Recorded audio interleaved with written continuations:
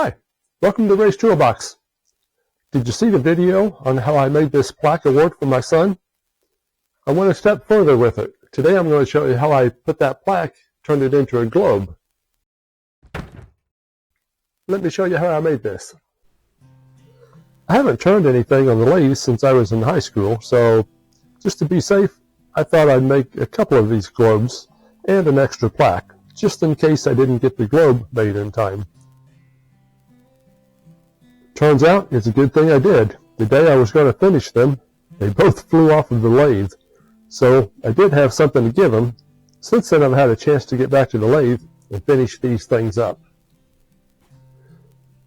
For this smaller plaque, I used a half-gallon carton to cast the globe in.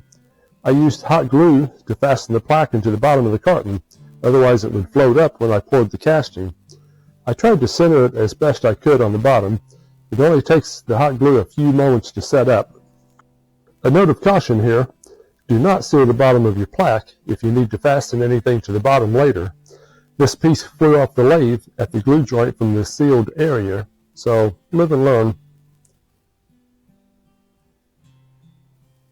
I placed a stick in the corners to help stabilize the corners into the square shape.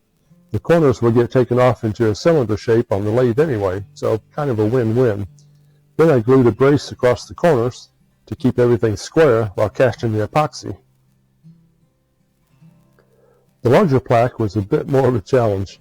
First I hot glued it to a piece of 2x6 that I had cut down to approximately 4.5-inch diameter circle.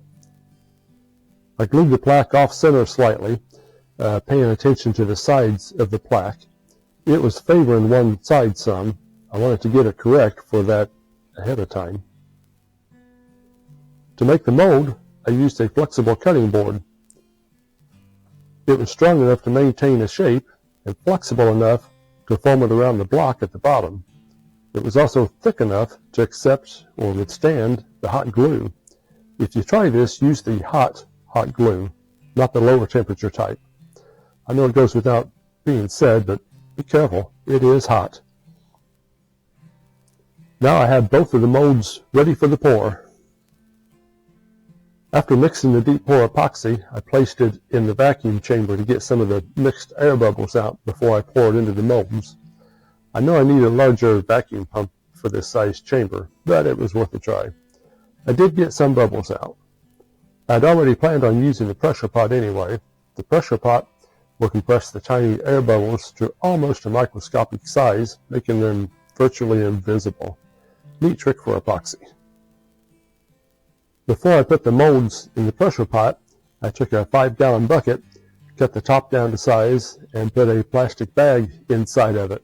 That way if the mold would happen to leak, first time I've used this type of setup, it'll catch anything and won't make the inside of my pressure pot such a mess to clean up. Then I put the molds in the pressure pot and was ready for the pour. I filled the molds up enough to cover an inch or so above the tops of the plaque. I wanted to have enough to round over the top of it to make it look nice. I let them set up for 6 days before I took them out of the pressure pot. Read the recommendations on your type of epoxy. Mine said to let it set up for 6 to 7 days. So you might have noticed I have another flat mold sitting beside these. Any extra that I have, I'm going to throw some color in it and make something out of that. At the moment, I think it's going to be a clock. Time will tell. The first one I took the mold off from was the smaller one in the half-gallon carton. It didn't take too much effort, just a little bit of caution using the razor knife. Then I cut off the top and the bottom using the bandsaw. The larger one was a little bit more of a challenge to get the mold off. I was pleasantly surprised how well the hot glue worked on the plastic cutting board. I eventually had to cut it off with the razor knife too. Always remember, cut away from you. I epoxied a block to the bottom using the 5-minute epoxy, and then I clamped it overnight. I needed to put a block on there to fasten it into the jaws on the lathe. I turned the smaller one first. Starting at a slow speed, I knocked the corners off of this piece. This could have been done on the bandsaw to make it more of a cylindrical shape, but personal choice, This time I decided to go ahead and use the lathe. The second one was larger, of course. Even though it started out as a cylinder, it took some time to get it perfectly round. After they were perfectly round, the work went much faster. It takes some extra time to turn down the epoxy, for me at least. I used the gouge to get it down to the cylindrical shape, and then the screw does a great job at smoothing it down on the sides and helping round over the ends. It made the surface a lot smoother. You didn't have to sand quite as much.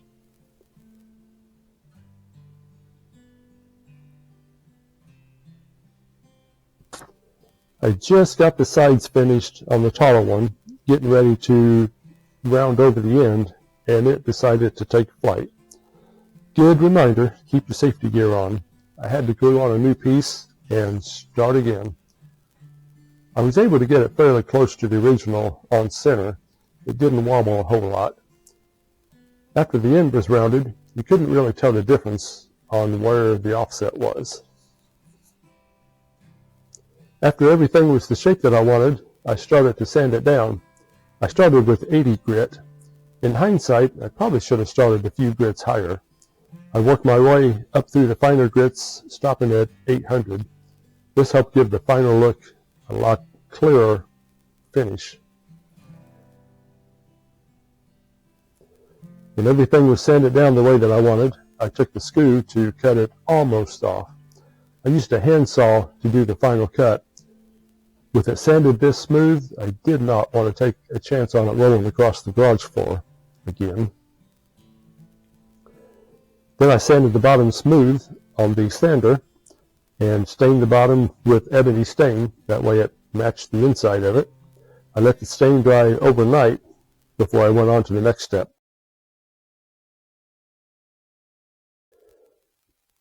I made a face plate and mounted it to the bottom of the globe and put it into a cup turner that I had made.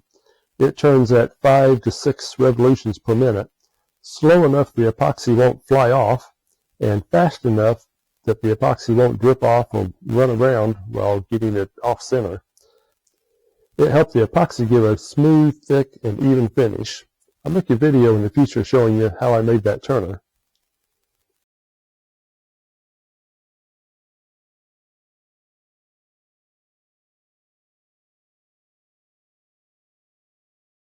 I used a fast-setting epoxy for a couple of reasons. One, I didn't want to wait all night for it to set up, giving it more chances to collect debris in it. And two, that's what I had on hand.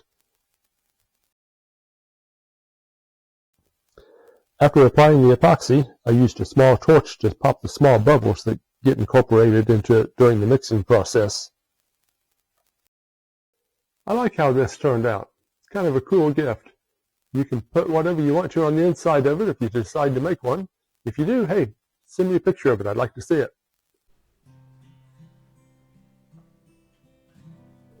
Thank you for taking the time to watch this video. I'll leave a link to the video of how I made this plaque that I have inside here. Subscribe if you haven't. Ring that bell so you know when the next video is out.